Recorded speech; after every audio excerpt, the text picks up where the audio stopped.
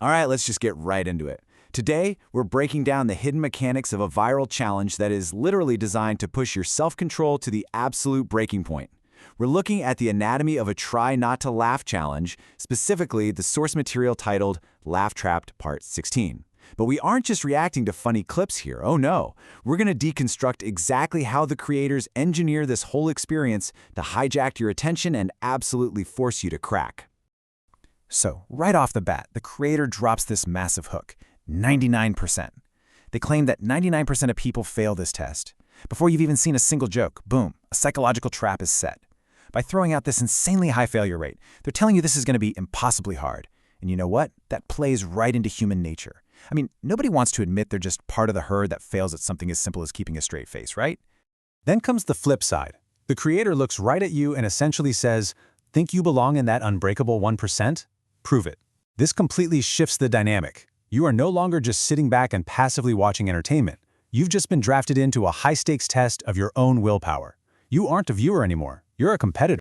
Now, to keep you on the hook, they can't just throw the hardest stuff at you on day one. So notice how this psychological gauntlet is chopped up into 3 very specific escalating rounds. You've got beginner, pro, and finally, the impossible. By breaking it down like this, it gives you a sense of progression. You feel like you're leveling up, which makes you want to stick around just to see if you can clear that next hurdle. But before the madness even kicks off, the host lays down the law, and I mean strict rules. It's not just don't laugh, it's no smirks, no raised eyebrows, total stone-cold focus. By policing even the tiniest micro-expressions, they instantly crank the tension up to 11. One tiny twitch, and you're out. All right. Round 1, beginner level.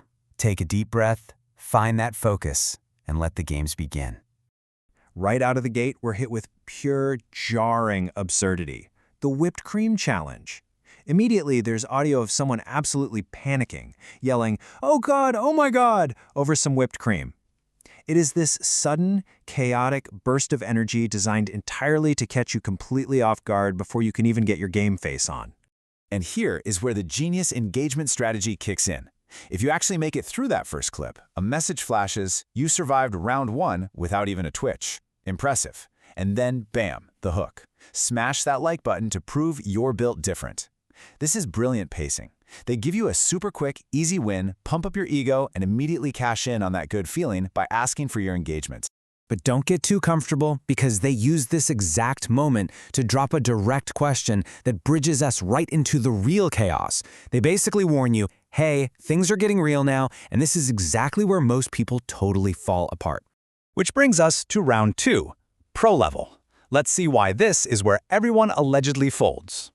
What happens here is this hilarious clash between super serious rules and total nonsense. The audio just starts frantically jumping around. 1 second, it's Gabby riding the big bike, then someone screaming, "That dummy is that computer, get out of here." And then this panic shouting about letting somebody out. Suddenly the host is questioning some chaotic pedaling attempts, going, "I don't know how you're going to pedal, what are you doing?" This sheer, rapid-fire unpredictability, it's totally engineered to break your rhythm and catch you slipping. So if you somehow survive that fever dream, the creator gives you this huge false sense of security. The narrator literally says, "Unbelievable. You've made it further than most. Welcome to the elite." See what they're doing? It's pure psychological reinforcement. They are totally inflating your ego, making you feel invincible, all to set you up for a massive fall. And that fall happens in round 3, the impossible. The absolute, unforgiving final frontier. Here, the narrative doubles down hard on that exclusivity we saw at the start. They remind you that only the top 1% have the unshakable will to survive this. It's a stark reminder. If you crack now, you lose your shot at joining that tiny, elite sliver of top performers. This is where the absurdity reaches its absolute peak. The audio clips become so disjointed, it's just pure chaos. Someone is screaming, "No, my castle," about their moat filling up, followed immediately by desperate pleas for drinking water, and then this completely baffling line, "Steve gonna do not hit me." I mean, what does that even mean? Your brain goes into overdrive trying to make sense of the nonsense, and boom, that moment of confusion is exactly when a smirk slips out. And they make sure you know the stakes are absolute. Laughing doesn't just mean you failed, it means you lost your entire perfect streak. 0 second chances. They are weaponizing the sunk cost fallacy here. The narrator ominously warns, if you laugh now, you lose everything. That perfect streak, gone. You've invested all this effort holding it together through whipped cream and computer dummies, and they leverage that to make the final tension almost unbearable.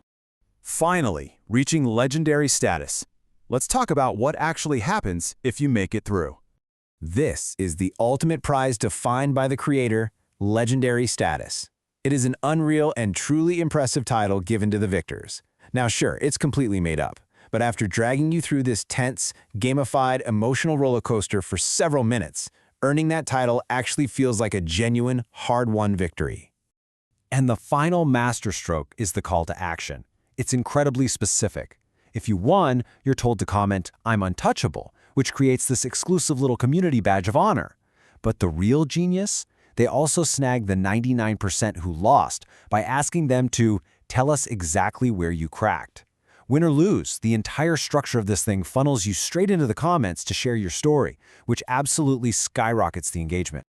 So I want to leave you with the exact same provocative question the source leaves us with.